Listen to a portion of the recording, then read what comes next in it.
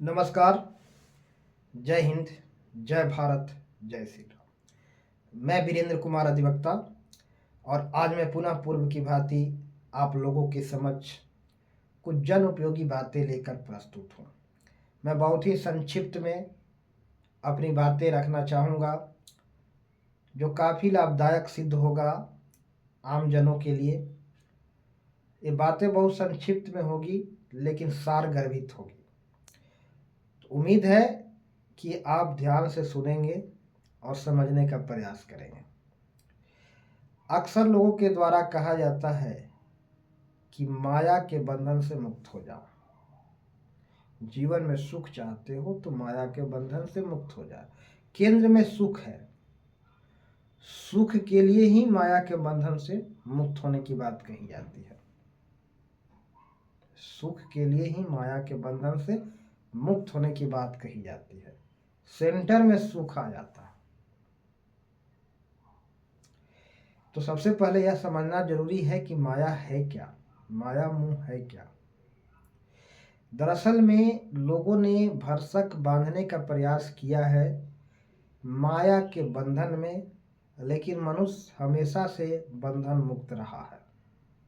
चलिए थोड़ा हम विस्तार से बात करेंगे। अरस्तु ने कहा था मनुष्य एक सामाजिक प्राणी है, स्वभाववश और आवश्यकतावश। मनुष्य को समाज से दो ही चीज़ें की पूर्ति होती है, एक भोजन और दूसरा मनोरंजन। हमें भोजन के लिए समाज में रहना जरूरी है होता है, समाज से हमें भोजन मिलता है। दूसरा मनोरंजन हमें समाज से मिलता है। और मनुष्य की आवश्यकताएं बहुत सीमित है। केवल भोजन की ज़रूरत है और उससे थोड़ा सा और ज़्यादा बढ़े तो कपड़ा, और उससे ज़्यादा बढ़े तो एक छत जहाँ मनुष्य आराम से रह सके। इतनी छोटी सी ज़रूरतें हैं मनुष्य की, जिसकी पूर्ति समाज से होता है। दूसरा समाज से जो पूर्ति होता है वह है मनोरंजन, मन बहलाव।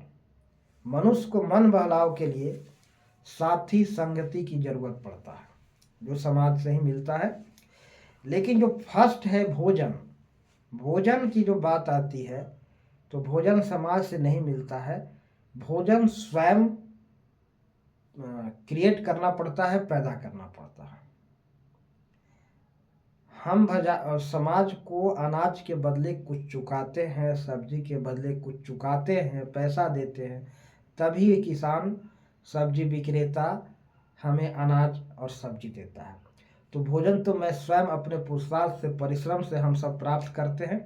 लेकिन मनोरंजन के लिए एक संगति की जरूरत होता है। हम अकेले में अपना मनोरंजन नहीं कर सकते, कोई एक आदमी की जरूरत हो। तो समाज की सबसे ज़्यादा अहम रोल है तो वह मनोरंजन के लिए, इसीलिए समाज की ज़रूरत है। अन्यथा अपने जीवन की जो न्यूनतम आवश्यकताएं हैं भोजन की, वो तो मनुष्य अपना श्रम से प्राप्त कर ही लेता है। लेकिन मनोरंजन के लिए एक संगति की जरूरत है।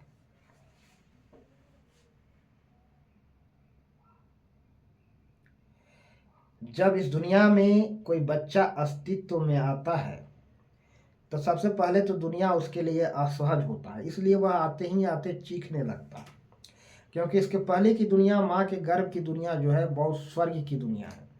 और उस अवस्था से जब दूसरी अवस्था में आता है, बाहर की दुनिया में आता है, तो यहाँ जो है प्रकाश है और चारों तरफ से वायुमंडल है, उसमें वो अपने को घिरा पाता है और बिल्कुल एक नई नवीन दुनिया। वहाँ वह असहज महसूस करता है। असहज महसूस होने के कारण वह अपने आप चीखने लगता है, असहज के कारण। लेकिन इस नवीन दुनिया में उसके इंतजार में, स्वागत में लोग खड़े होते हैं और उसके आते ही उसका स्वागत सत्कार शुरू हो जाता है। सब लोग उसके स्वागत में बिछे हुए। बच्चा को क्या चाहिए दुनिया में? नवजात शिशु को, 3 महीने से भीतर के बच्चों को इस दुनिया से कोई लेना देना नहीं है। यहाँ माया का और मोह का तो कोई सवाल ही नहीं उत्पन्न होता है। उस बच्चा के भीतर। उसे दूध चाहिए, पेट में दूध जाना चाहिए बस। उसके मुंह में कोई भी निप्पल पकड़ा दो वह चूसने लगेगा, चाहे वह हिरनी की क्यों न निप्पल हो, या फिर वह कुत्ती का क्यों न निप्पल हो, या गाय का निप्पल हो, या किसी किसी भी निप्पल को पकड़ा दो वह चूसने लगेगा। वह जो जो माँ ने उसकी जन्म दी है उसके अतिरिक्त कोई दूसरी स्त्री के निप्पल को पकड़ा दो वह चूसने लगेगा। उसको भोजन से मतलब है, वह पहचानता नहीं है कि कौन मेरा इस दुनिया में है, कौन मेरा माँ, कौन मेरे पिता, कौन क्या, कौन मेरा समाज। केवल निप्पल पकड़ा दो। उसकी माँ की मृत्यु भी हो जाए तो उसको क्या फर्क पड़ता है? कोई प्रभाव नहीं पड़ता, कोई असर नहीं पड़ता, बिल्कुल नहीं। बिल्कुल माया मोह तो उसके अंदर कुछ है ही नहीं। अगर माँ का 100 डिग्री से ऊपर बुखार भी हो तो भी वह माँ का दूध चूसता है। वह जितना माँ उसकी पीड़ा में हो, शारीरिक कष्ट में हो, मानसिक पीड़ा में हो, उसका बुखार हो, माथा दर्द हो रहा हो, 100 डिग्री से ऊपर का बुखार भी हो, तो भी बच्चा माँ का दूध चूसता है एकदम निष्ठुरता से। उसके दर्द, दुख, पीड़ा, कठिनाई, उसकी माँ मर गए, उसकी कोई हानि हो गई, शारीरिक क्षति हो गई, विकलांग हो गया, कुछ भी, कुछ मतलब नहीं है उसको, कोई पीड़ा नहीं, कोई प्रभाव नहीं, क्योंकि वो माया के बंधन में नहीं है। वहां पर माया मोह के बंधन है ही नहीं वहां। जब जैसे बड़ा होता है 3-4 महीने को जाता है, फिर माँ को पहचानने लगता है, फिर धीरे धीरे सबको पहचानने लगता है, फिर वहाँ से उसको घनिष्ठ रिश्ता बन जाता है, फिर वहाँ से उसको प्यार मिलता है, स्नेह मिलता है। उस बच्चा को लोग उसकी तमाम आवश्यकताओं को पूर्ति की जाती है, प्यार, लाड़, दुलार, स्नेह वह सब अनुभव करता है।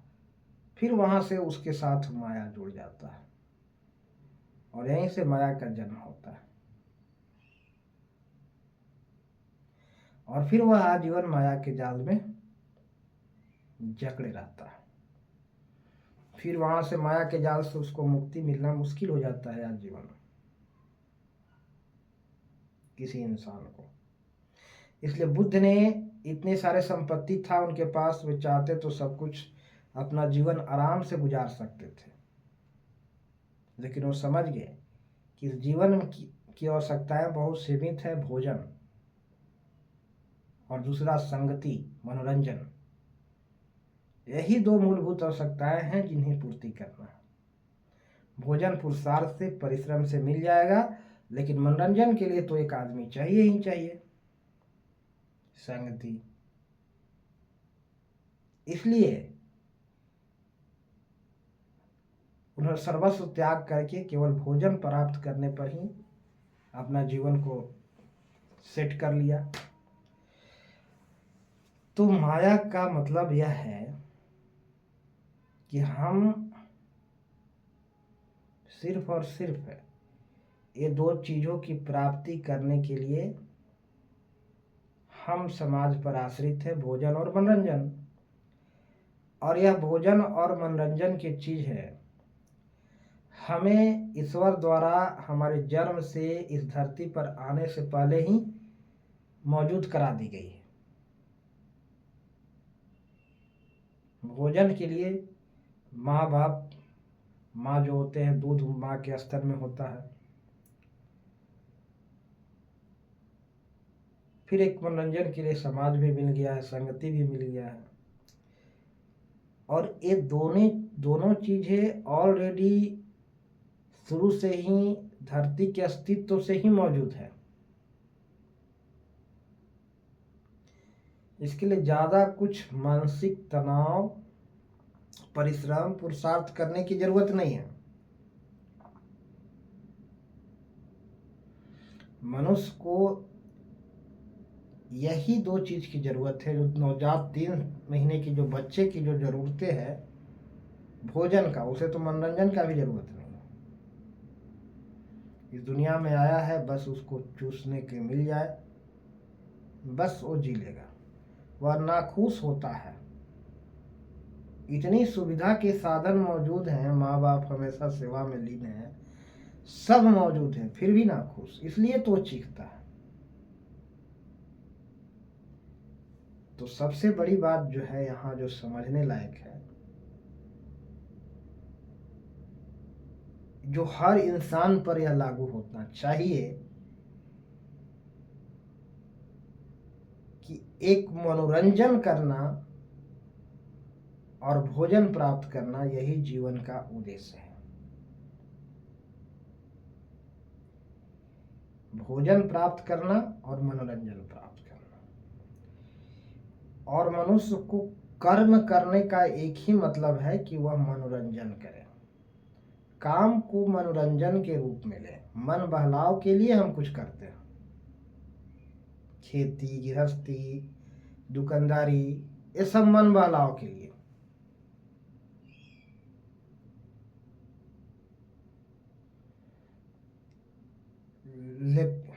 लोगों को पढ़ाना या पढ़ना, ये सब मन बहलाव के लिए, यही करना।